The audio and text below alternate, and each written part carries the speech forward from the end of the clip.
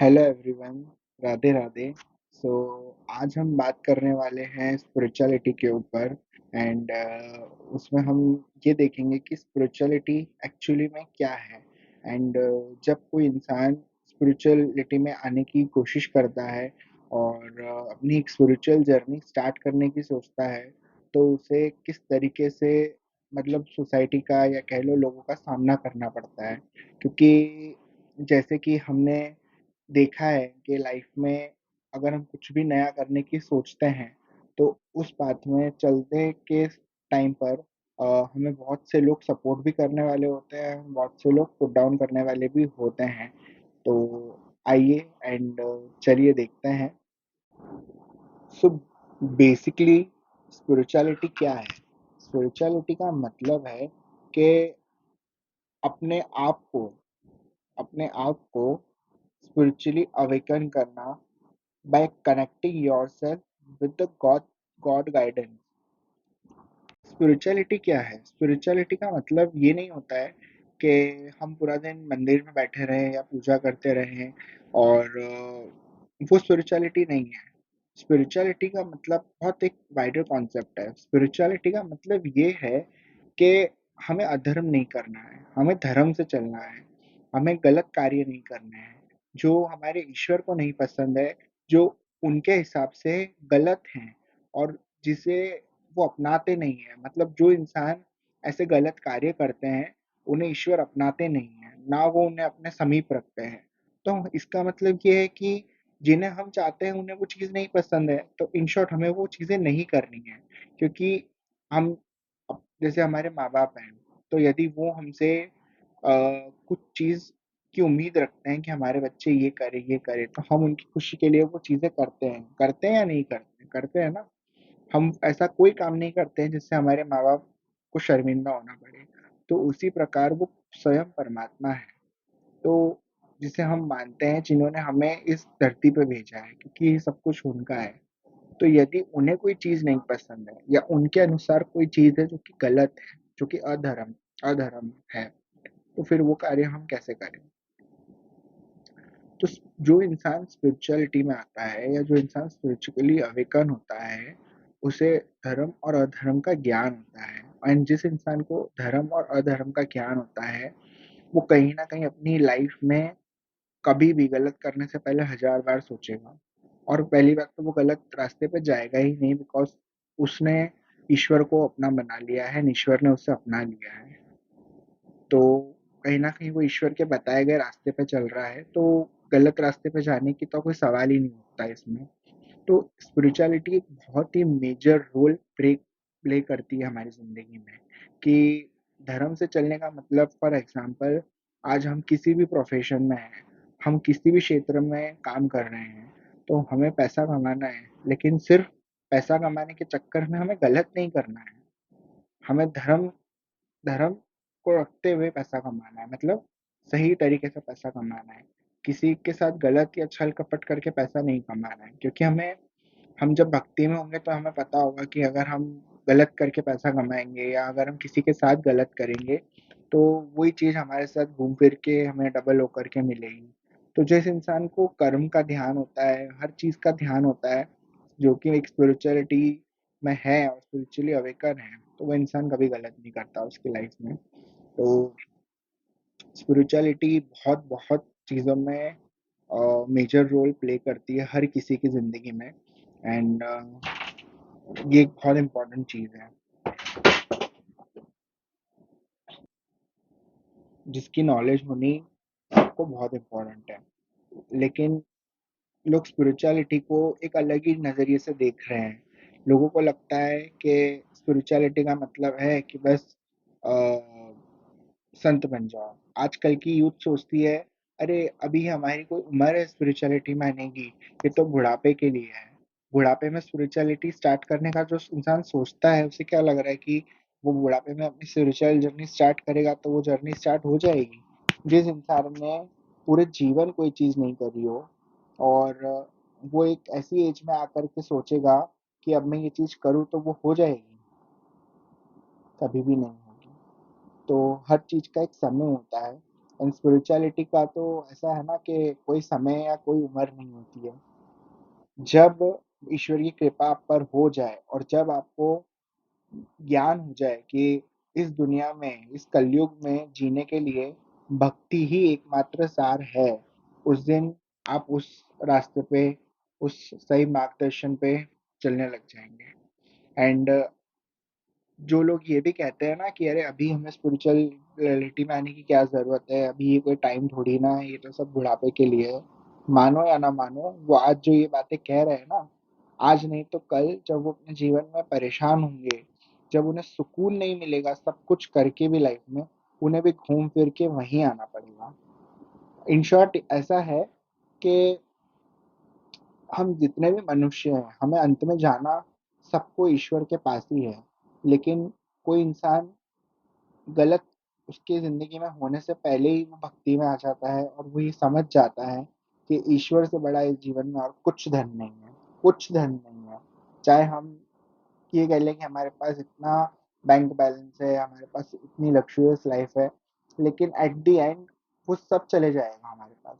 हमारे पास हमारे रिश्ते, नाते, दोस्त, यार, पैसा, घर कुछ नहीं रहेगा। हमने जितना कमाया है, एंड में हमारे पास कुछ नहीं रहेगा। ये सब टेम्परेरी है, परमानेंट नहीं है। पर जो ईश्वर है, वो परमानेंट है क्योंकि वो आज से पहले भी थे जब हम नहीं थे। हम अभी हैं तब भी वो हैं और जब हम नहीं रहेंगे तब भी वो रहेंगे।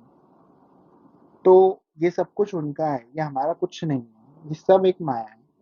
तो मैं ये नहीं कह रहा हूँ कि हम भक्ति में हैं तो हम ये सब करना छोड़ दें।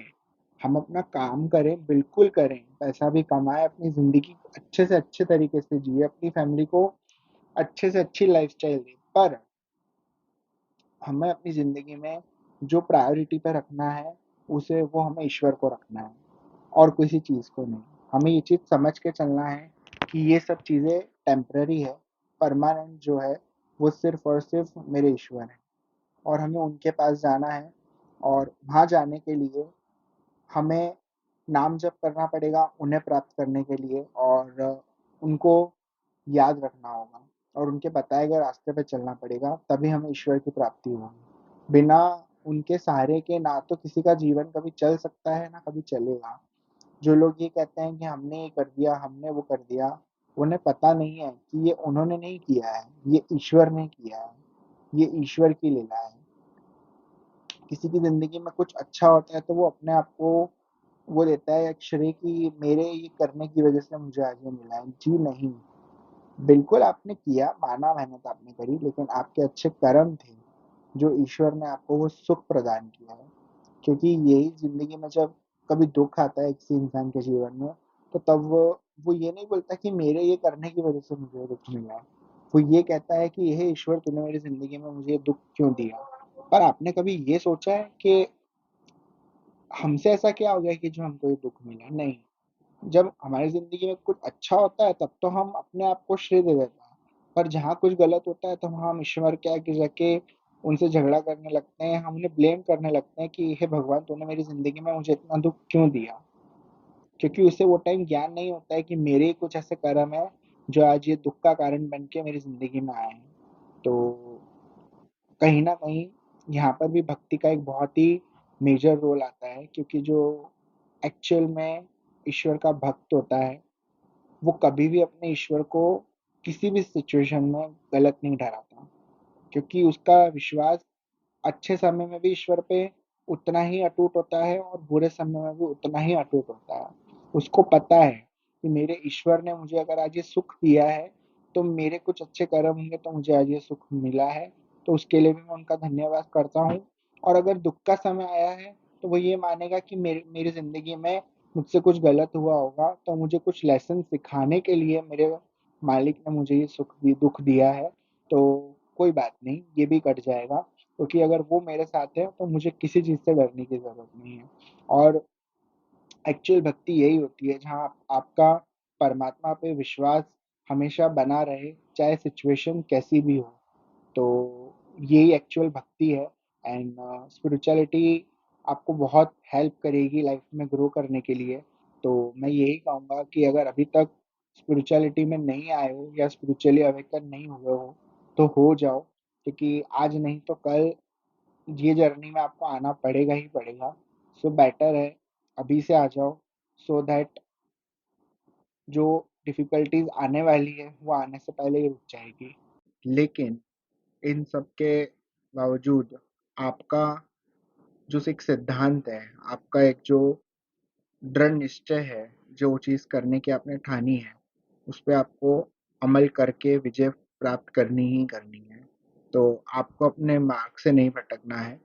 तो यदि आपने एक अपनी स्पिरिचुअल जर्नी स्टार्ट करी है, तो लोग आपको कुछ भी कहें, लेकिन आपको उसकी कोई परवाह नहीं करनी है। आपको अपनी जो एक स्पिरिचुअल साइड है, उसको जो आपको ग्रो करना है, वो आपको करते रहना चाहिए, बजाय इसके कि लोग क्या कहेंगे।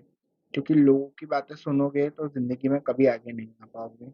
क्योंकि लोग तो आपके अच्छे करने पे भी बहुत सारी बातें करेंगे और बुरे करने पे तो करेंगे ही करेंगे। सो बेटर है कि आप अपने कैरेक्टर से अच्छे होने चाहिए। तो दुनिया को हमें बताने की ज़रूरत नहीं है कि हम क्या हैं, क्योंकि हमारा ईश्वर है, वो हमें देख रहा है कि हम क्या कर रहे हैं और क्या नहीं कर रहे हैं। हमें अपनी नज़रों में सही होना है, तो हम दुनिया की नज़रों में अपने आप सही हो जाएँगे। और हमें किसी को यहाँ प्रूफ नहीं करना है कि हम क्या कर रहे हैं।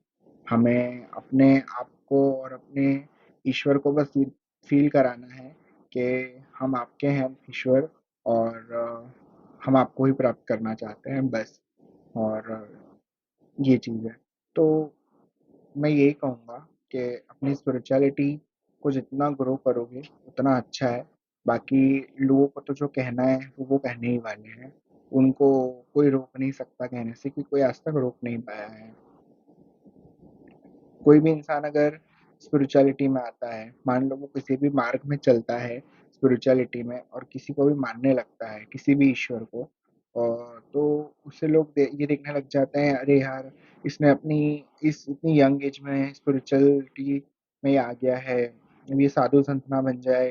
कई लोगों की फैमिली उन्हें सपोर्ट नहीं करती, कई लोगों के फ्रेंड्स उनसे सपोर्ट नहीं करते, लोग उनका मजाक उड़ाते हैं। पर स्पिरिचुअलिटी में आने की कोई एज नहीं है, भक्ति करने की कोई उम्र नहीं है।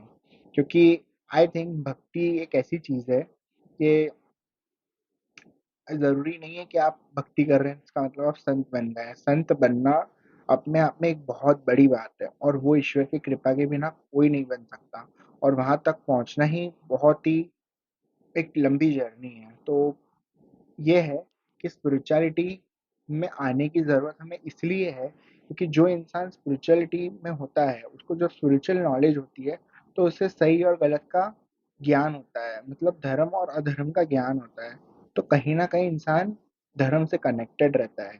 यदि उसकी लाइफ में वो कोई एक ऐसे ट्रैक पे जा रहा है जहाँ सब चीज़ें गलत है, तो वो उस गलत ट्रैक पे जाने से बच जाएगा। वो अपने आप को रोक लेगा उस ट्रैक पे जाने से, क्योंकि उसे पता है कि कहीं न कहीं ये जिस जगह पे मैं जा रहा हूँ, ये चीज़ गलत है, ये रास्ता गलत है, मुझे यहाँ नहीं जाना है।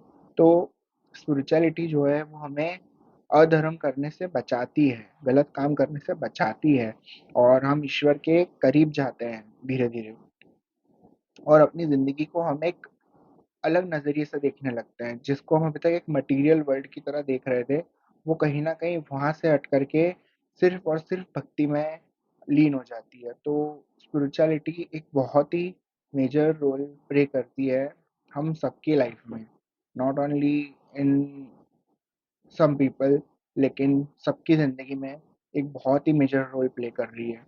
ऐसा है कि इट्स नॉट नीडेड कि आप पूरा टाइम मंदिर के सामने बैठे रहें, लेकिन भगवान भी ये नहीं कह रहे हैं, आप अपना कर्म भी करें, पर स्पिरिचुअलिटी को हाई रखना या स्पिरिचुअली कॉन्शियस होना बहुत ज़रूरत है आज की डेट में, क्योंकि आज हम देख रहे हैं कि लोग क्या-क्या कर रहे हैं और कितनी गलत चीज़ें हो रही हैं।